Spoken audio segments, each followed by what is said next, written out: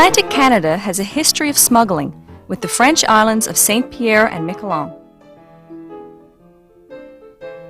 Nowhere on the east coast of the North American continent has this phenomenon been as prevalent as it was before 1949 with the Dominion of Newfoundland and as it is now with the province of Newfoundland and Labrador. The economy of St. Pierre flourished during Prohibition, when many organized crime figures from the United States and mainland Canada visited the French islands and carried out extensive commerce there. With an end to Prohibition and a more concerted and coordinated effort by various law enforcement agencies, St. Pierre waned as the gateway for smuggling contraband into North America. Gone are the days when fishermen traveled to the French colony in their own boats to pick up cheap liquor and tobacco for their own consumption. However, the geographic relationship between the French islands and the south coast of Newfoundland, coupled with the topography of Newfoundland, continue to be conducive in making smuggling a seemingly profitable venture.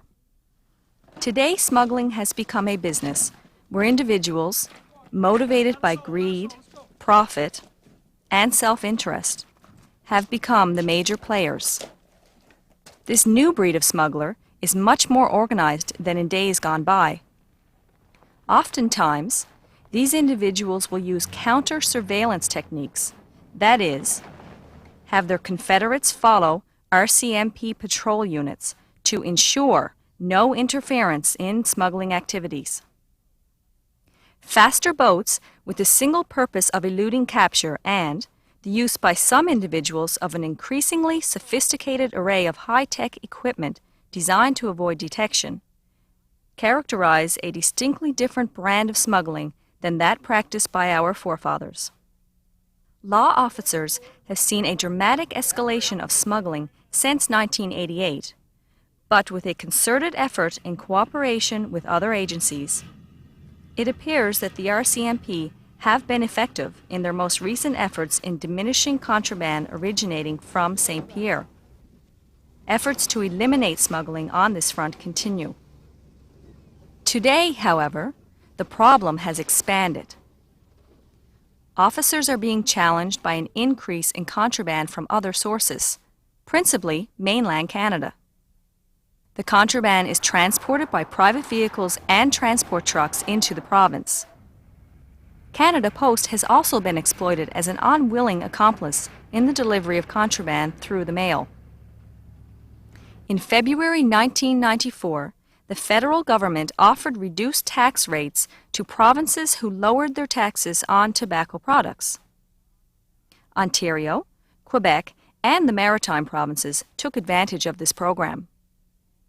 Participation in this program by Newfoundland would have resulted in a revenue loss of approximately $40 million to $50 million per year, which the province could not absorb.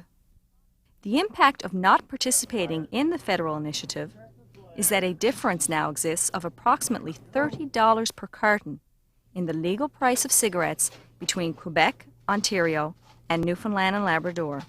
Thus, a new opportunity for interprovincial smuggling has developed. Thrust into the middle of this fray are the RCMP and other federal and provincial law enforcement agencies. These agencies, responsible for the enforcement of excise regulations, have been keeping pace both in technology and trends. The federal and provincial governments have demonstrated their commitment to anti-smuggling initiatives. Well-trained personnel, utilizing an increasingly sophisticated array of equipment, are being focused on stemming the tide of contraband products. As well as updating the technology in the battle against smuggling, laws have also been updated. Our provincial government has redefined and amended laws to supply police officers with more flexibility in enforcing excise regulations. For example, a warrant is not always required to search a vehicle if an officer has reasonable grounds. Fines have been increased substantially, ranging from a minimum of $200 to a maximum of $100,000.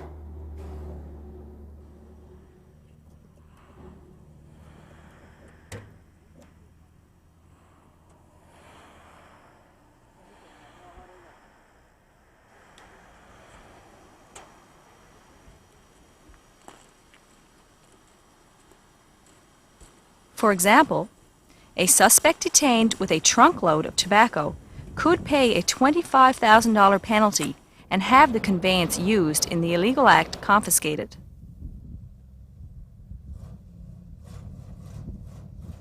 Businesses convicted of contraband-related offenses may lose provincial operating licenses. Permits are now required by any person in Canada bringing tobacco into the province other than one opened package of cigarettes. The province has implemented regulations to require its own provincial markings for both cigarettes and fine-cut tobacco. Federal legislative amendments have also been implemented to curtail smuggling. The federal government passed Proceeds of Crime legislation, which provides for the seizure, retention, and forfeiture of assets acquired through unlawful means. 5 times the tax owing on 349 containers of tobacco is $23,906.50. You will have time to pay these fines. However, should you not pay them, you will be sentenced to 6 months imprisonment. The Excise Act has been amended to prohibit the sale of cigarettes marked for one province in another province. Smuggling is viewed by many as a very innocuous crime with no victims. This is simply untrue. Smuggling undermines the fiscal integrity of the province. Revenue losses are currently estimated to exceed $30 million per year. To give perspective to these figures, this amount would operate 2 hospitals the size of the Burin Peninsula Healthcare Centre. This revenue could be dedicated to hospital beds, road construction, or increased resources in our schools. Everything quiet, is it?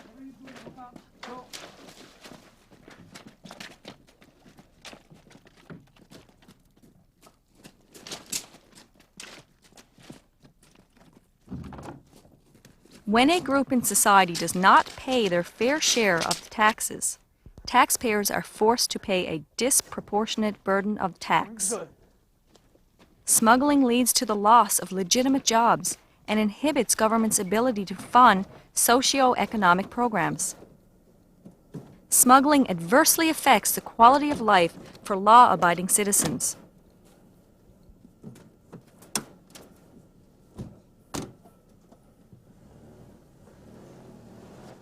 Clergy witness the stress this puts on the family. The concern for us as a church, and also a concern for us as a ministerial association, is the availability of alcohol and alcohol products, and particularly as it pertains to contraband, which is so readily available in the area, that a lot of young people are being caught up in the whole process of drinking. There's a lot of underage drinking that's going on, and we all recognize the fact that there's a lot of peer pressure.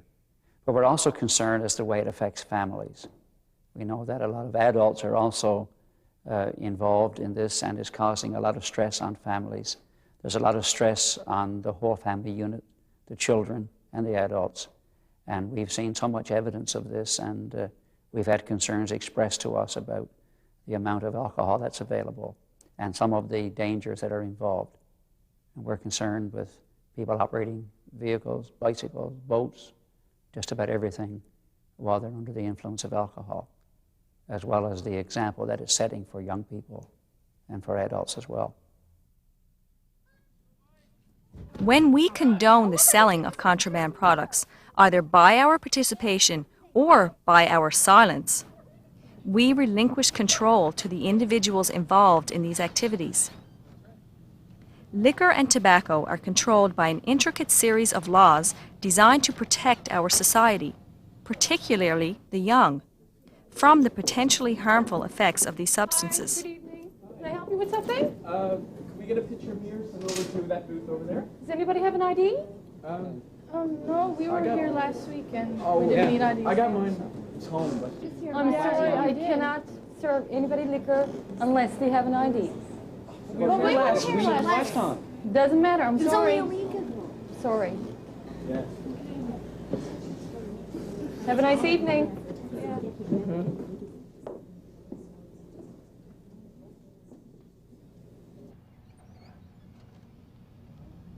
Legal distributors of these products are monitored to ensure they comply with these regulations. We can't definitely stand in this parking lot all night either. You got a better idea?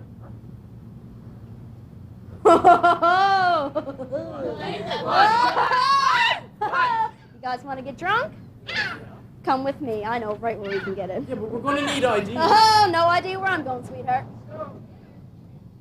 The alternative to legitimate operations empowers the smuggler and may place an inordinate amount of control for our children's welfare in those hands.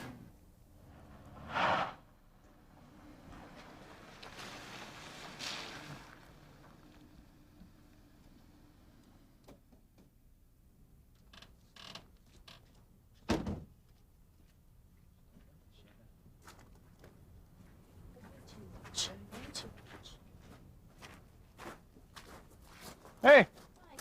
Got the liquor? Oh yeah, we got the grain stuff left though. It's good enough to get you going. All right. Individuals who break the law to gain access to contraband substances are unlikely to be discerning in their distribution, since profit and greed are the only motivating factors in the equation. Good on. Thanks a lot. Thank you very much, sir. I told you. That is strong stuff. Sweet, not doing here in the car. I'm gonna kill you. I'll show you to this. Oh my God, that's all we got. Take a swig with your mouth. With your mouth. Watch. Watch. Oh! Oh, great! It's good. Just give it a second. Just give it a second. Come on. Come on, let's go. Are we gonna go to the dance? I got a hat. Oh, I lost my hat. Get in! Okay. I don't want that no more. That was this. Oh man, move over. Oh! You got it gone? Get in! Go! Yeah! Come on! You're not going fast enough! Let's go! Yeah!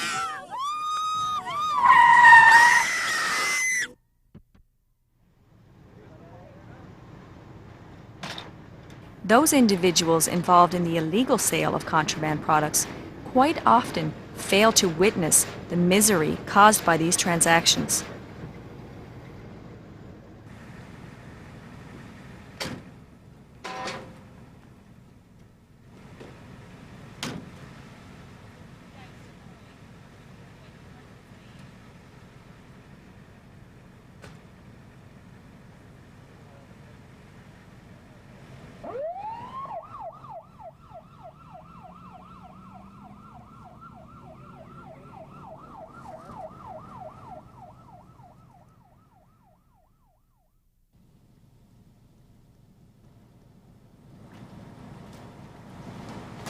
Alcohol, take care.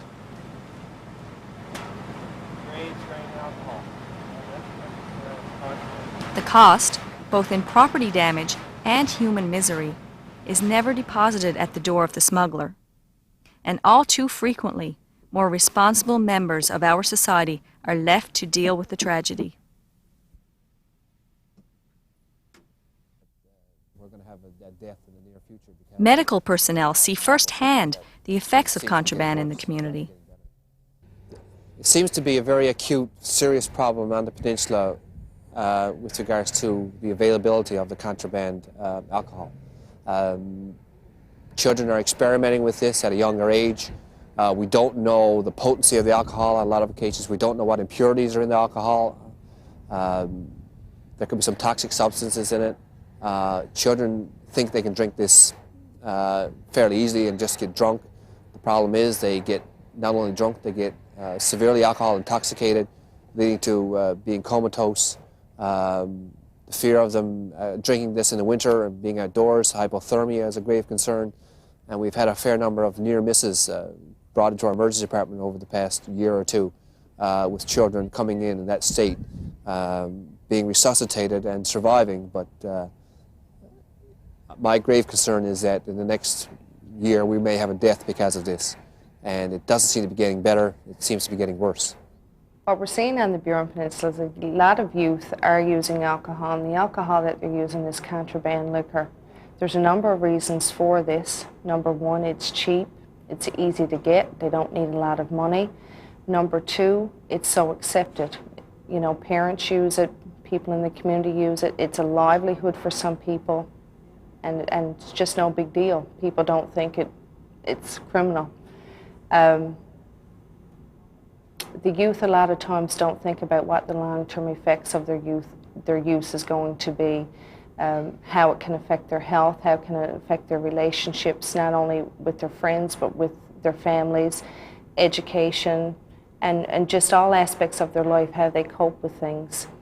On a more positive note, there are a lot of youth on the Burin Peninsula who are choosing not to use and spending their time and energies in a lot of positive activities. Hopefully, through their work and through the work of agencies like Addiction Services, the RCMP, and through community and family involvement, we'll get a lot more youth making that choice. Law enforcement agencies are sending a clear message. Penalties for conviction under excise violations are increasing. Newfoundland and Labrador has a zero-tolerance policy toward smuggling. George, look!